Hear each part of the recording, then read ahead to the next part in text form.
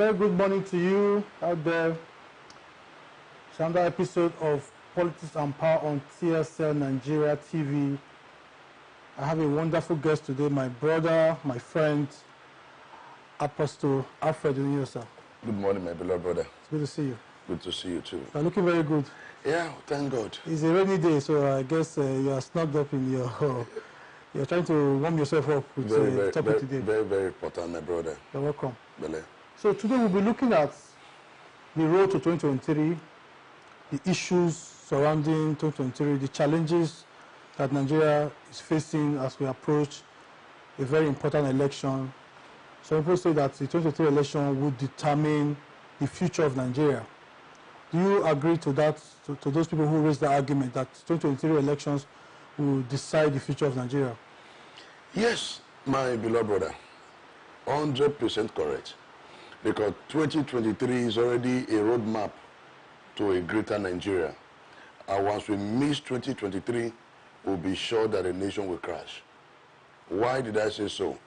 The youth of the now are not happy because of the wickedness of our leaders in the corridor of power.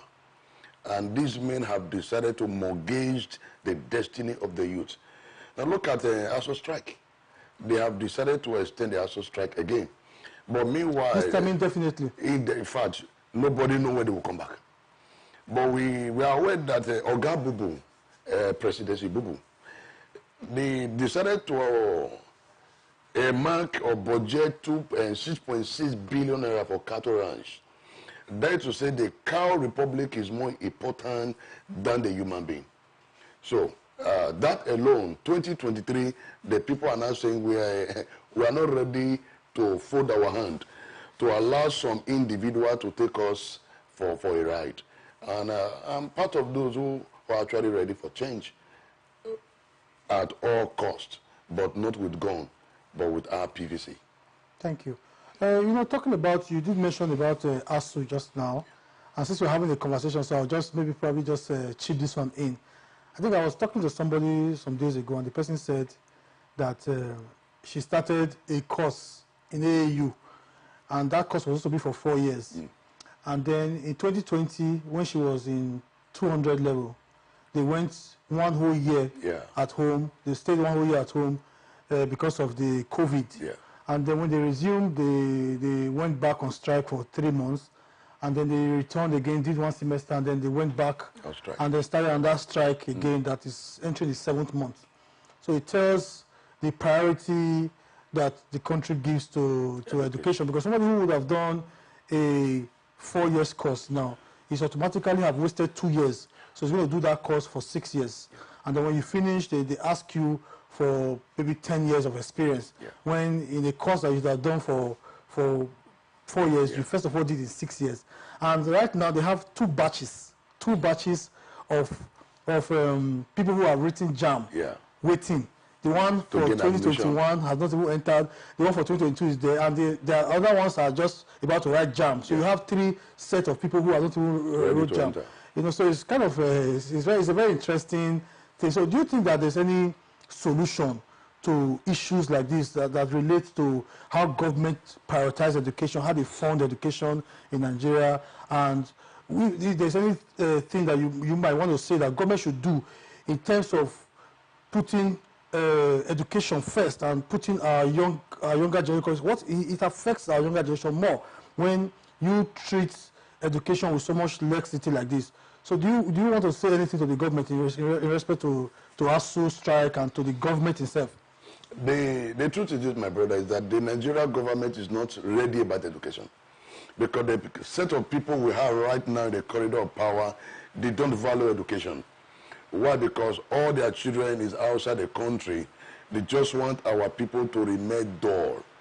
Because once you are intelligent, they know they cannot play with your integrity. So all they need to do is to suppress you to ensure that you don't have knowledge about education. So what they do right now, from Presidency Bubu, I like using that name, from Presidency Bubu down to the local government chairman, they are not ready. And the youth, if I did not make the youth to begin to say education is scam, because that is what they want. For crying out loud, education is not scam. But though we allow it, the professors that would have been able to stand by INEC to say, no, we are not ready to ring election. So those professors are also part of the problem. They've been compromised.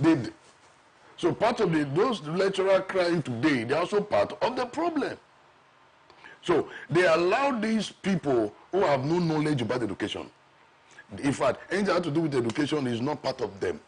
I have a philosophy that says that technocrats build the nation. Politicians eat the nation. Technocrats build the future. Politicians eat the future. So the crumbs of politicians we have today, they've already eaten the future. So they know that if every one of us is intelligent, if I will begin to question them, we'll begin to say, oh God, these 20,000 are where you budget for this, what you use and do. But funny enough, are we truly ready to ask questions? Okay, so would you say, since we are talking about 2023 and 2023 elections, would you realistically say that INEC is prepared for 2023 elections? Do you think seeing the level of preparedness by INEC in terms of voter sensitization, voters registration, and PVC distribution, do you think that the INEC of today is prepared to conduct a free, fair, and credible elections in 2023? If you ask me, I'll say no. Why? Because they are not prepared. Now, if you look at the northern part of this country, they pay more attention to those guys.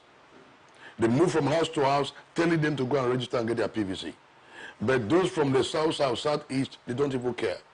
They ensure that we don't even have our PVC. Is that done by INEC or is done by the local leaders? It's done by INEC. Okay. It's done by INEC. They hold the yam and the knife. So they decide where to go. So whatever we are seeing on media today is just a media noise. But are they truly prepared? No. We must tell ourselves the truth. But some of us are ready to tell them, if you are not ready to conduct free and fair election, then which means you should be ready to pack your load. Because what they are doing now is to ensure that they hide information from the people. Are you aware that a lot of our persons could not register to get their PVC? It's also a plan by the INEC to favor one section of the country. And they say we are one. But if the INEC chairman is sincere enough, let him come out playing. Give appointment to neutral people. Remove them from party. Whether from party A, from party B, from party C. Remove them. Get neutral people. If you actually want to do the right thing, get neutral people, get them on board. They can even call you to say, for us, where are you? Come and become my next chairman. But I know you will not compromise, though you belong to a political party. But you already have made up your mind to say, no, I need a better Nigeria. So for INEC to get it right, they need to look for neutral person that does not belong to any political party. If it's possible, they should bring our people from the diaspora. Let them come in. If not that, bro, what happened 2015 is about to repeat itself again in 2023. God forbid. Okay, talking about 2023 and talking about 2015, we saw that in 2015 there was a smooth handover. And one thing that is very important in democracy is a smooth handover of power, which means one person is president today, finishes his tenure, and hand over power to another person in a smooth process. There's no rancor, there's no bitterness, there's all that. You just move. It helps the country to grow. It helps foreign investors to believe more in the country. It helps people who are investing in the country to also have confidence in the system of the country. So do you think that the current president that we have right now, as you call it, President Muhammadu Buhari, do you think that he is prepared to not only conduct a free and fair election, that is also ready to hand over smoothly to the next person who will emerge from the process in 2023? If you ask me, I'll say yes. Okay. The man is truly ready. But the cabals around him... Why do you think that is ready? What do you see around? What are the indications? Like what happened in Osun State. Okay. The president have the power to ring that election, and nothing will happen. Yes. But he decided to stay neutral. Go to feed and change your, test your popularity. And the man decided to allow the normal gameplay. But if what he did in Osun State, and he decided to reciprocate the same thing in the federal, I believe INEC will do the right thing. But if Buhari just said, no, I want Tinubu, who will call their name, I want Tinubu, my APC party, to come back to power, bro, he will do everything to frustrate it. But the man I see now is not ready to frustrate INEC.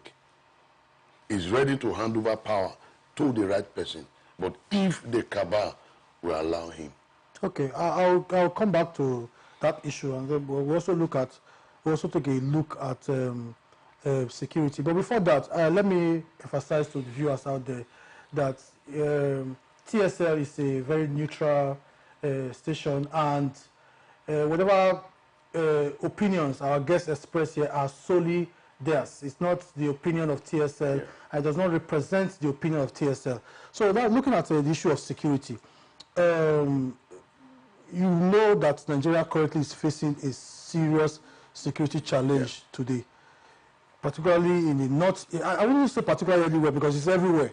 In the north west, in the northeast, in the south, in the southeast, you know, Nigeria is, we've never seen it like this before. So under these prevailing circumstances, under this this kind of security challenge that the country is facing today, do you think that elections will even hold? Because in the northeast, we have the Boko Haram. You know, in the northwest, we have states like Zamfara and the rest. Bandits have taken over. Full local governments have taken over. They are now in charge. You saw the video by BBC and all of that. Then go to the southeast. Unknown government have taken over. Then go to the southwest. Bandits have taken over all the forests everywhere, all the highways. Likewise, in the south, you can barely even travel from Benin to Ekuma today, you know, without being afraid that kidnappers and bandits will attack you on the road. So, do you think with this kind of security challenge that elections will hold? And do you also think that we have enough time, or the military or the government have enough time between now and February 2023 to deal decisively with these security issues? Yes, election will hold. Okay. Whether there is war in Zamfara or in Enugu is not going to stop the election. The election will hold. If our security agencies are actually ready, if they are ready, no matter the crisis, I believe that the election will hold in 2023.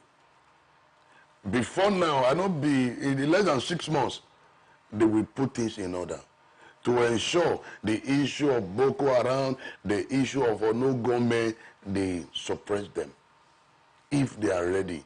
But I know 2023 election will hold, despite the insecurity threat. You know, because most times you see that insecurity is a serious challenge to conducting elections. If you look at elections I've heard before, particularly from 1999 down, you see how, despite the fact that elections went on, but it had serious challenges, particularly with INEC, particularly with all logistical challenges, because it becomes difficult for you to move materials from one part of the country to the other part of the country. You see INEC staffs are kidnapped. You see so many other issues.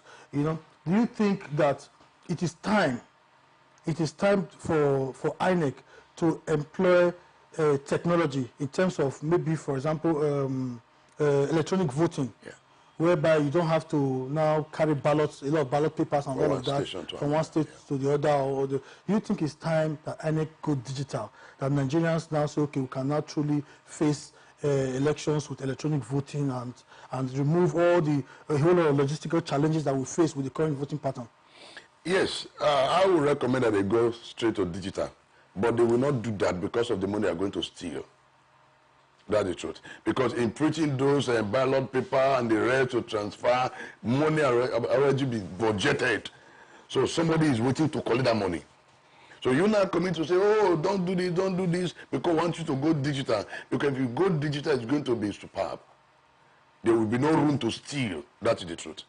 But because they don't want that, they will still tell you, oh, elect materials still move from Ego to Welu, from Welu to Ugbowo, because they have already contracted that area to somebody else. Of course, they need money for the printing. But if INEC want to do the right thing, they should go digital. With your phone. I don't even need to leave my house. Just press my phone. I already know the candidate I want to vote for. I just click and it goes. But are we truly ready? a nation without light? So if we go digital, how are they now going to manage it without light? So they will also tell you no light. There are some villages that there is no light. So who is not going to carry generator to that place? So these are all the things we must look at. But holistically, if we go digital, will be the best. That will also reduce election ringing, thuggery, and violence. But we are Nigeria. Okay, let me take you on the issues with the economy. Because we are just looking at everything, just trying to touch around everything in 30 minutes that we have. I was reading on the papers yesterday that the 2023 budget, we most likely will have a deficit of 12 trillion on the 2023 budget. And the government is looking at borrowing 12 trillion again to meet up with the deficits in the 2023 budget, 12 trillion. And currently, our national debt is standing around 40 trillion. That's from 8 trillion when President Muhammadu Buhari came in 2015 to 40 trillion in 2022. And if we add a 12 trillion naira debt next year, it will bring to 52 trillion. Do you think Nigeria is sitting on a keg of gunpowder economically? We are not sitting on the keg of gunpowder. We're already inside the powder. We're already inside. Because the money that they claim they borrowed, there is no development. If you say you borrow so money, only from Lagos to Benin, it should be a long time. And a rail line connecting Lagos to Benin, from Benin to Abuja, from Abuja to Owerri. Rail line. And you sit down, you were like, yes, I'm in Nigeria. Now, like you say, 24-hour supply. But we don't have that. So they borrow this money to do what? So my great-grandchildren will come and pay that money. Exactly. Nothing to show for. Refinery, nothing is working. Cement. Are you aware that the highest currency today in Nigeria is a loaf of bread? 1,000 naira. That bread. So, what do we do? Telling me that you have borrowed so money, that Nigeria is under debt, and but nothing to show for it. So they borrowed this money to share among themselves, with nothing to show for it. So, if they actually use that money very well, ASUU will not be on strike. Never, ASUU will not be on strike. Every street you enter in Nigeria, at least, you will see a mall where people can go there to eat, even if you don't have money. If they actually put that money to work, our youth will not be on the street looking for what is not looking for them, going into Yahoo, trying to do HK. But they gather this money for themselves with nothing to show for it. So every day I cry, Lord, why do you allow me to come to Nigeria safe? If I have my wife, I say, Lord, take me to Ghana.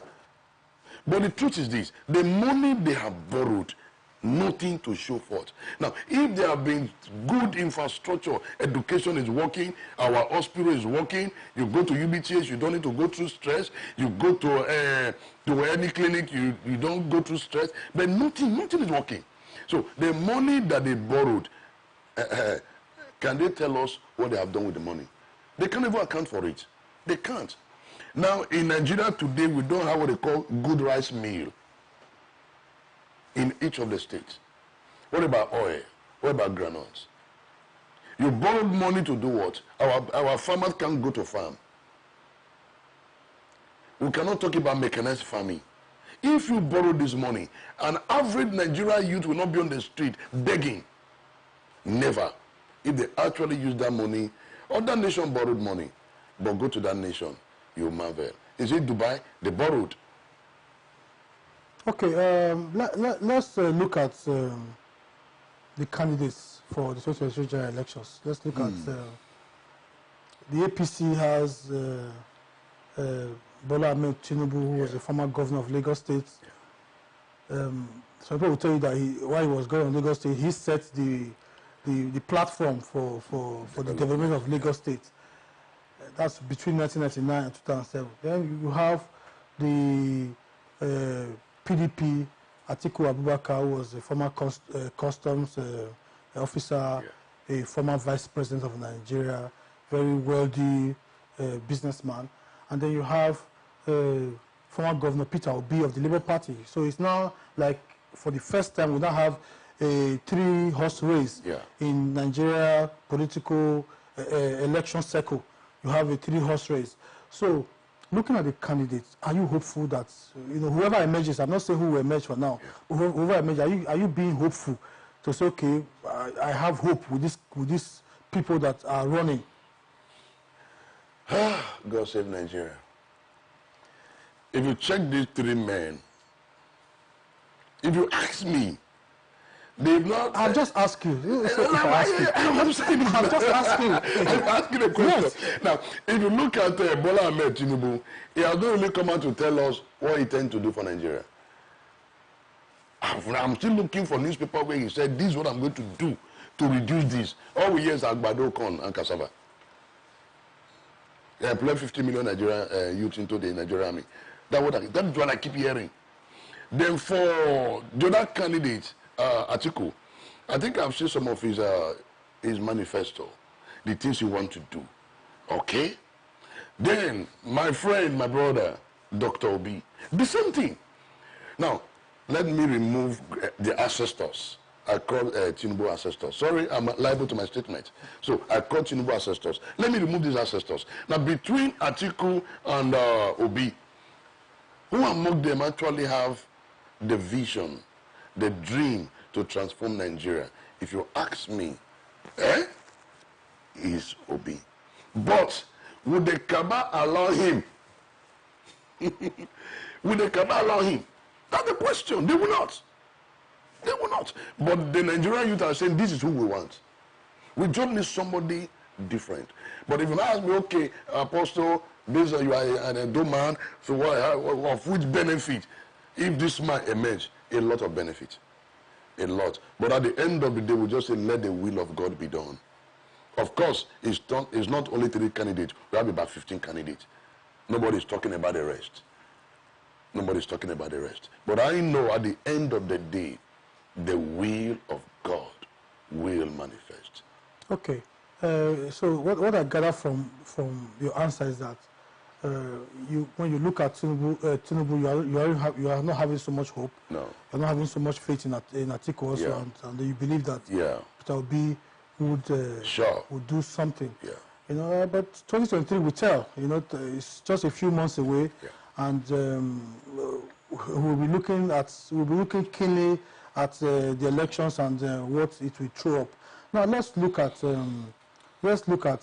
the current administration of President Muhammadu Buhari. How would you rate it? F9. So every government has its ups and downs. Every government has where they failed and where they performed. Yeah. So in general, how would you say that the performance of the current administration was? I said F9. Because from education, health, infrastructure, nothing to write home about. Is it security? Nothing. Can you go to hospital right now? Doctor will attend to you. No.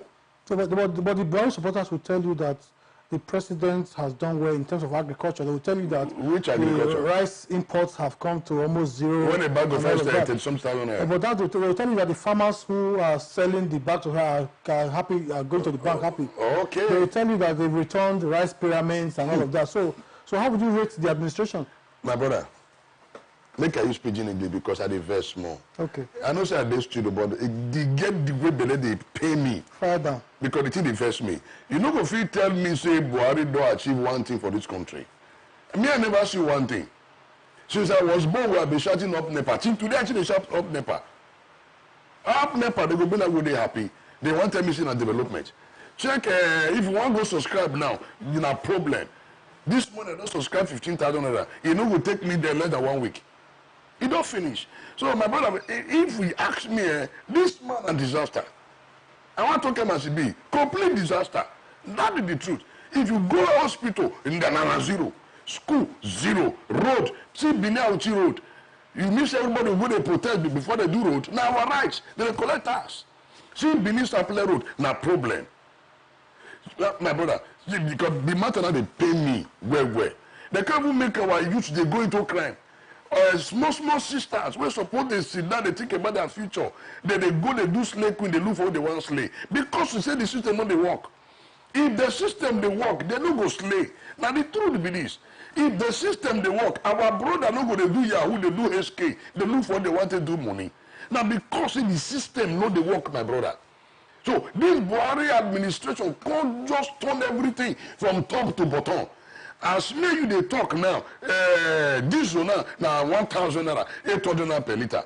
Play. We don't buy fuel for 200 naira. 200 naira. So kerosene, no job good there. If you go market, you no go see buy pepper. So you know, see the tomato they use today. Some of them they bring and come from Niger Republic. So waiting this man want to tell us he don't do for us for this country, Nigeria. The man will take us from bottom to top. But you know, bottom to top, okay. No, from top to bottom. Okay, sorry. From top to bottom.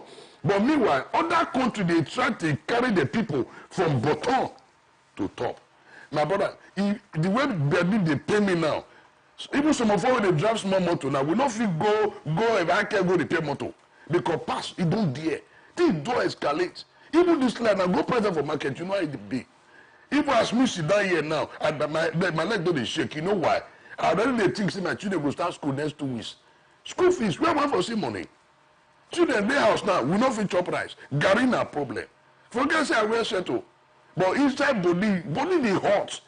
So my brother, they don't say this country finish. As they be me so, we dey talk am as it be.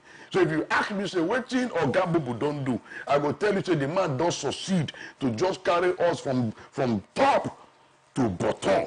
As he reach bottom, he come sit down top. He say, Nigeria, una no go fit go anywhere.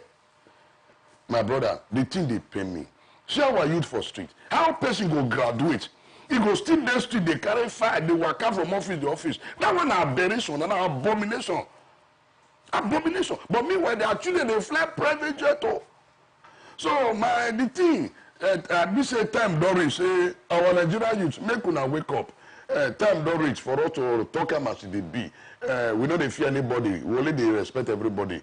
You understand? Dead body no they fear coffee. Some of us don't go die now. We go talk as it be. My brother, as I day here now, if you say who they give visa to go abroad, I beg, put my name.